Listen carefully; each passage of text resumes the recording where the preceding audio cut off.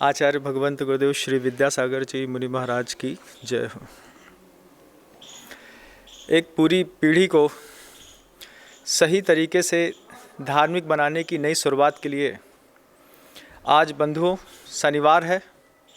जैसा कि पिछले रविवार में मैंने आपको ये बात बताई थी कि आगामी आने वाले रविवार में आपके घर के अंदर जितने भी प्रकार की फ़ोटो, प्लास्टिक की मूर्तियाँ, लाख की मूर्तियाँ, लक्ष्मी जी के यंत्र, मंत्र, तंत्र, कोई दूसरे ऐसे जो पूजन पद्धति के पदार्थ रखे हुए हैं जिनको आप बरसों से ना जाने क्यों पूछते चले आ रहे हैं, तो ये आज का वो दिन आ गया है कि आज शनिवार के दिन हमको अपने घर के अंदर बनाए हुए उस देव स्थान में एक श्रीफल यह कह कर के रखना है कि यहाँ पर रहने वाले जितने भी देवी देवता हैं वे सब अपना यथोचित स्थान ग्रहण करें।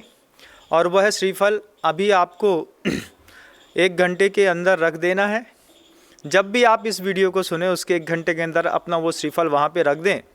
और उसके बाद कल सुबह 9 से 12 बजे के बीच में आपके घर के अंदर जितनी भी प्रकार का देव स्थान में जो भी सामग्रियां रखी हैं, पुरानी फ़ोटो रखी हैं, यंत्र रखे हैं, लक्ष्मी जी के सिक्के रखे हैं, मूर्तियां रखी हैं, लाख की मूर्तियां रखी हुई हैं, जिसको हम ना जाने क्यों पूछते चले आ रहे हैं और उससे हमें कुछ प्राप्त भी नहीं हो रहा है।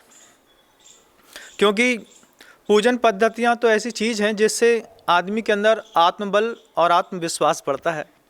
अगर आपको लगता है कि आपके उस अलमारी में रखे हुए लाख की मूर्तियों से, प्लास्टिक की मूर्तियों से आपका आत्मविश्वास बढ़ रहा है, तो मैं कुछ नहीं कहूँगा।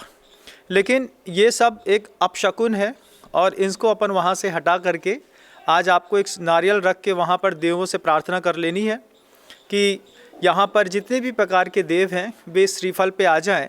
कल हम आपको एक यथोचित स्थान दे देंगे और कल ठीक सुबह 9 बजे से 12 बजे के बीच में आप उस श्रीफल के साथ पूरे की पूरी सामग्री को समेट करके और वहाँ से हटा करके किसी भी नदी में आप उसके बहते हुए प्रवाह में उसको छोड़ दें। और वहाँ पर लौट के आने के पश्चात, क्योंकि पिछले 1 हफ्ते के अंदर करीब 5000 से ज़्यादा परिवार ऐसे हैं जिन्होंने इस तरीके के संकल्प करने का मन बनाया है और 5000 से ज़्यादा लोग ऐसे हैं कि जिन लोगों के घर के अंदर से कल के दिन यह सारी की सामग्रियाँ अलग हो करके हम सच्चे देव शास्त्र और गुरु के लिए समर्पित होकर के हमारे पूर्वजों ने जो आयतन बनाए हैं उन आयतनों में जाकर के हम पूजन पद्धति, स्तोत्र पाठ इत्यादि का संकल्प लेंगे। ये अपना एक अप्रतिम सौभाग्य है। एक नई शुरुआत हम करने जा रहे हैं। बरसों से ना जाने किसी भी पत्थर को, किसी भी प्रतिमा को हम घर के अंदर रख करके पूज रहे थे। आज हम उन सबको अलग करके सच्चे देव शास्त्र गुरु को समर्पित होते हुए भगवान से प्रार्थना करते हैं कि हमको आत्मबल बढ़ाने के लिए आपकी भक्ति का सहारा जिनालय के अंदर मिलने की कृपा मिले, ऐसा मेरा भाव है। और आप समझदार हैं। जो भी लोग अपने घरों से इस तरीके के सारी सामग्रियों को बाहर कर रहे हैं उनको अपनी पूरी सामग्रियां घर से बाहर करने के बाद उस स्थान को चूने से, सफ़ेद चूने से या पेंट से पोत करके उसका पूरा रंग बदल देना है और पूरे परिवार को घर के अंदर 9 से 12 के बीच में एक सामूहिक रूप से भक्तांबर स्तोत्र का पाठ भी करना है। मैंने पिछले रविवार को बोला था कि आपको भक्तांबर स्तोत्र का पाठ भी कराऊंगा। मैं तो आपको पाठ नहीं कराऊंगा, लेकिन आप पूरे परिवार को मिल करके घर के अंदर इस भक्तांबर स्तोत्र का एक बार पाठ करना है और अपने आत्मबल, अपनी विशुद्धि, अपने परिणाम को बढ़ाने के लिए आपका ये कर्तव्य होगा कि आप मंदिर जी के अंदर जा कर के, अगर आपको लगता है तो आप एक शुद्ध घी का दीपक जलाएं। मंदिर जी के अंदर जा कर के आप भक्तांबर स्तोत्र का पाठ करें। मंदिर जी के अंदर जा कर के ही सारी पूजन पद्धतियों को आकार दे करके अपने भविष्य को और उज्जवल बनाएं। एक बिल्कुल साफ़ सुथरी सी बात है कि हम जैसा सोचते हैं हमारे अनुभव में भी वैसी ही चीज़ें आने लगती हैं। अगर हमने सोचा है कि हमारे घर के अंदर इन देवी स्थानों से हमारे घर कोई तरक्की हो रही है तो ये सिर्फ आपकी सोच है, लेकिन हकीकत में हो सकता है आपके घर में इन्हीं देव स्थान के कारण आपके बच्चे को बार बार रोग होता हो, थैलेसीमिया हो गया हो, आँख फूटती हो, या फिर घर के अंदर कोई जैसे क्रूर देवों का आना हो गया हो जिसके कारण से वो परेशान कर रहे हो।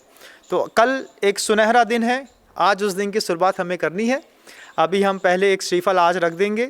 24 घंटे के अंदर आपके पूरे घर में रहने वाली जितनी भी बुरी कठोर आत्माएं हैं वे सब उस नारियल में अपना आकार ले लेंगी और सुबह 9 बजे आप अपने ही इष्ट का आराधना करते हुए उस पूरे श्रीफल को हटा करके और नदी के में बहते हुए नदी में प्रवाहित कर दें।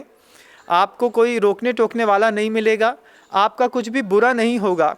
अपने आत्मविश्वास को बना के रखिएगा। कई बार ऐसा होता है कि उसके बाद तात्कालिक किसी कर्म का उदय आता है तो हम बार बार सोचते हैं कि देखो हमने वो हटाया है तो ऐसा हो रहा है, ऐसा हो रहा है। ऐसा ना सोचते हुए आप एक अच्छे नए भविष्य की शुरुआत अपनी नई पीढ़ी को दें, ऐसी मैं भावना रखता हूँ। और आपके साहस, आपके पुण्य की बार बार अनुमोदना करता हूँ कि आप सच्चे गुरु की ओर समर्पित होकर के अपने सुनहरे भविष्य को बनाने में लगे हैं। इन्हीं मंगलकारी भावनाओं के साथ गुरुदेव श्री विद्यासागर जी मुनि महाराज की जय हो।